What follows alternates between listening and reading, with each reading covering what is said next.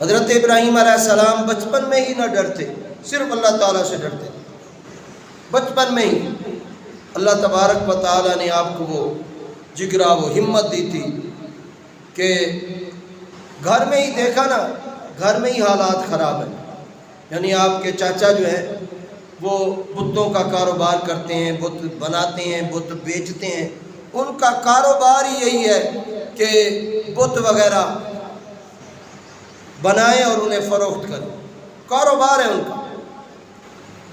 حضرت ابراہیم علیہ السلام بڑے رنجیدہ ہوتے، بڑا رنج پہنچتا، بڑی تکلیف پہنچتی کہ جو ایک رب کا ماننے والا ہو اور پھر اس کے گھر کے اندر یہ معاملات ہوں۔ بلکہ حضرت ابراہیم علیہ السلام کی پوری جو قوم تھی یکتا پرست نہیں تھی۔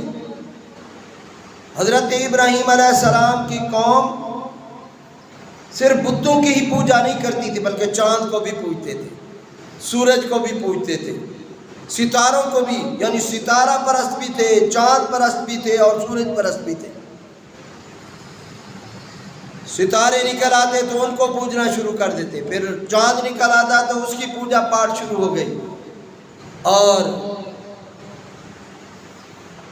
سورج نکل آتا تو پھر اس کی پوجا شروع کر دیتے۔ بتوں کو تو وہ بہت زیادہ پوجتے تھے، اور انہوں نے ہر ایک نے اپنے اپنے بت رکھے ہوئے تھے، گھر میں بھی بت تھے ہر ایک کے، اور ایک بت خانہ بھی تھا جہاں بڑے چھوٹے سارے بت رکھے ہوئے تھے، ایک بڑا بت رکھا ہوا تھا۔ حضرت ابراہیم علیہ السلام نے تو اپنے چاچا کو، پچھلے جمعے جو میں نے عرض کیا، اپنے چاچا کو یہ بارآور کرایا کہ یہ بولتے نہیں ہیں، یہ سنتے نہیں ہیں۔ اب موقع تھا، کوئی موقع کی تلاش میں تھے کہ موقع ملے اور سارے جو لوگ ہیں جو بتوں کی پوجا کرتے ہیں ان کو بھی بارآور کراؤں کہ یہ بت کچھ نہیں کر سکتے، یہ بت اپنی حفاظت نہیں کر سکتے، یہ کسی کو نہ تو تکلیف پہنچا سکتے ہیں اور نہ ہی کوئی راحت پہنچا سکتے ہیں، نہ کسی کی مدد کر سکتے ہیں اور نہ ہی کسی کا نقصان کر سکتے ہیں، یہ ایسے ہیں، یہ بارآور کرانا تھا۔ اس وقت اس دور میں ایک میلہ لگا کرتا تھا جس میں ساری قوم بڑے چھوٹے اس میلے میں شریک ہوتے تھے، اور حضرت ابراہیم علیہ السلام کو بھی کہا گیا کہ جی وہ میلہ ہے، آپ نے جانا ہے، اور آپ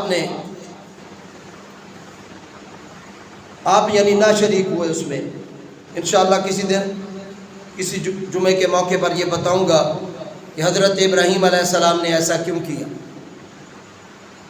کیوں ایسا کیا؟ صرف اور صرف اس لیے، یہ دکھانے کے لیے آپ علیہ السلام نے بہانہ بنایا اور کہا کہ میری طبیعت ٹھیک نہیں ہے، میرا مزاج ٹھیک نہیں ہے، میں نہیں جانا چاہتا ہوں۔ تو آپ اس میلے میں شریک، ساری قوم میلے میں شریک ہے، بڑے چھوٹے شیطان سارے، اور اس میلے میں گل گباڑا، ناچ گانا اور شراب خوری، یہ اس میلے میں روٹین تھی۔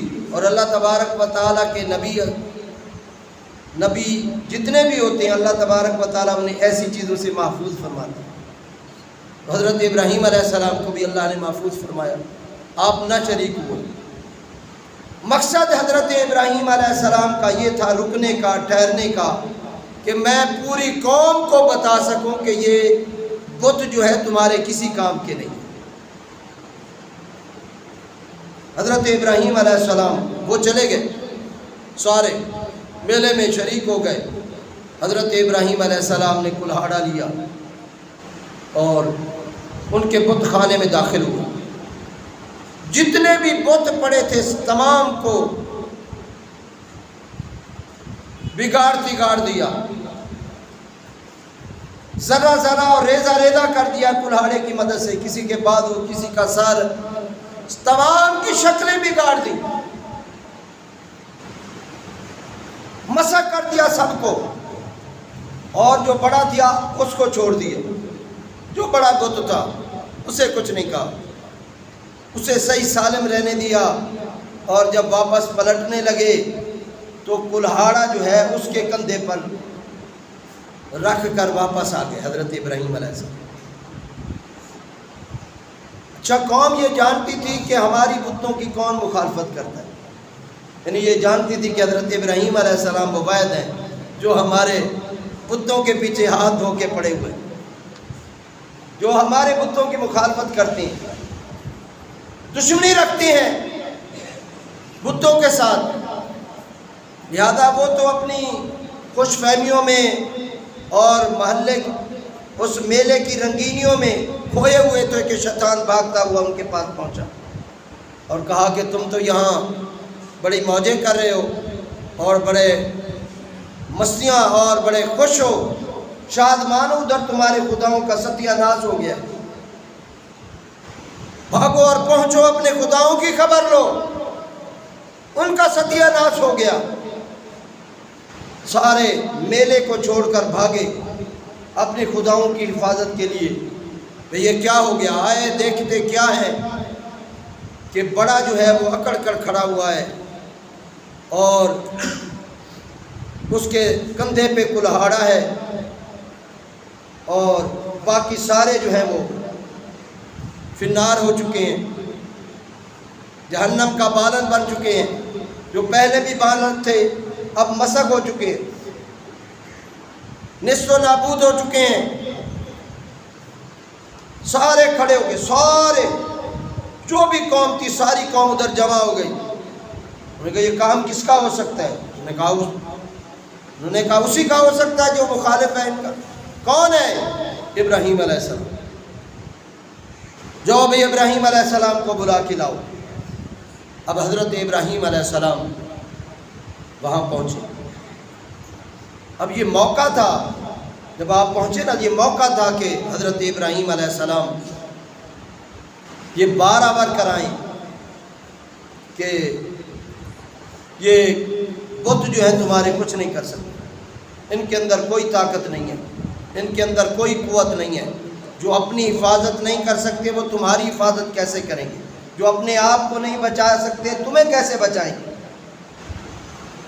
ये 12 कराने का बेहतरीन मौका था। इसलिए हज़रत इब्राहीम अलैहिस्सलाम वहाँ चले गए, खुशी से पहुँच गए वहाँ। जब वहाँ पहुँचे तो सारे लोगों ने आपकी तरफ मुँह करके कहा, इब्राहीम अलैहिस्सलाम क्या ये तुम्हारा काम है? ने कहा मुझसे क्या पूछते हो? उससे पूछो जो बड़ा मौजूद है, जो इनके अंदर रहा है, जिसने अपनी आंखों से इस सारे मंजर को देखा है, उससे पूछो किसने इनका ये हाल किया है। उनमें कुछ कम अकल थे, वो कहने लगे कि बड़े खुदा को ना गुस्सा आ गया, जोश आ गया है और उसने छोटों की जो है ना गत बना दी है। और कुछ उनमें से कहने लगे यार ये तो क्या कर रहा है, ये क्या कह रहा है, ये तो हिल ही नहीं सकता है, ये तो उठ ही नहीं सकता है, ये तो देख ही नहीं सकता है। और जब हज़रत इब्राहीम अलैहिस्सलाम ने ये बात की ना, चलो बाकी तो फिन्नार हो गए हैं, निस्तो नाबूद हो गए, लेकिन ये तो मौजूद है जो बड़ा है, जो तुम में सबसे ज़्यादा मुकर्रब है, जिसे तुम सबसे ज़्यादा चाहते हो, जिसकी बंदगी तुम सबसे ज़्यादा करते हो और इसकी इज़्ज़त और तकरीम, इस पर चढ़ावे तुम सबसे ज़्यादा चढ़ाते हो, वो बड़ा तो मौजूद है। अगर ये देख सकते हैं, अगर ये बोल सकते हैं और अगर ये हिफाजत कर सकते हैं तो बड़ा मौजूद है, उससे पूछ लो ये काम किसने किया। अब सब के सर शर्म से झुक गए, क्योंकि वो सारे जानते थे कि ना तो ये बोल सकता है, ना ये देख सकता है और ना ही इसके अंदर जुर्रत है कि किसी को गुज़र या तकलीफ़ पहुँचाए। सबकी नज़रें झुक गईं और हज़रत इब्राहीम अलैहिस्सलाम का चेहरा और आपका जो सीना था वो अल्लाह तबारक व तआला ने पहले भी बुलंद रखा था और अब भी आप सीना तान के खड़े हो गए। اور کہا میں نے تمہیں نہیں کہا تھا یہ کچھ نہیں کر سکتے، ان کے اندر کوئی طاقت نہیں ہے، یہ نہ تمہاری حفاظت کر سکتے ہیں نہ اپنی حفاظت کر سکتے ہیں، نہ تمہاری مدد کر سکتے ہیں نہ اپنی مدد کر سکتے ہیں، یہ تو کچھ نہیں کر سکتے، یہ تو اپنے چہرے پر بیٹھی ہوئی مکھی بھی نہیں اڑا سکتے، اور تم ان کی پوجا کرتے ہو اور ان کی بندگی کرتے ہو اور ان کی سیوا کرتے ہو۔ اور میں تمہیں بتاؤں کہ بندگی کے لائق کون سی ذات ہے، کون سی ذات ہے جس کی بندگی، عبادت، ریاضت ضروری ہے؟ وہ میرا خدا، میرا پروردگار، واحد و یکتا خدا ہے، اس کی عبادت و بندگی، اور اس وہی عبادت و بندگی کے لائق ہے۔ اب یہاں جو ہے ان سب نے، وہ جتنے بھی تھے، پوری قوم تھی، ان کے جو بڑے بڑے تھے نا، سب نے حضرت ابراہیم علیہ السلام کو، کیونکہ جواب تو ان کے پاس تھا نہیں، جواب ان کے پاس بھی نہیں تھا، پوری قوم کے پاس بھی نہیں تھا، اور نمرود کے پاس بھی جواب نہیں تھا۔ انہوں نے حضرت ابراہیم علیہ السلام کو پکڑا اور نمرود کے دربار میں لے گئے، اور جا کر یہ سارا واقعہ جو ہے، سارا واقعہ جو وہاں رونما ہوا، سارا جا کر سنایا۔ اب یہاں مورخین نے بہت سارے واقعات لکھے ہیں، لیکن کیونکہ واقعہ طویل ہو جاتا ہے، میں اتنا عرض کرتا ہوں کہ حضرت ابراہیم علیہ السلام وہاں پہنچے نا، تو نمرود کے دربار کا یہ ایک اصول تھا کہ جو بھی جاتا تھا پہلے جھکتا تھا، سجدہ کرتا تھا نمرود۔ وہ کہتے تھے یہ چھوٹے خدا ہیں، نمرود ہمارا بڑا خدا ہے جو ہماری حفاظت بھی کرتا ہے، ہمیں رزق بھی دیتا ہے۔ ہر ایک کا یہی نظریہ تھا، لیکن حضرت ابراہیم علیہ السلام وہاں جھکے نہیں ہیں، وہاں جھکے نہیں ہیں، طیش میں آ گیا، نمرود غصے میں آ گیا، اور گستاخی سمجھی ہے اس بات کو۔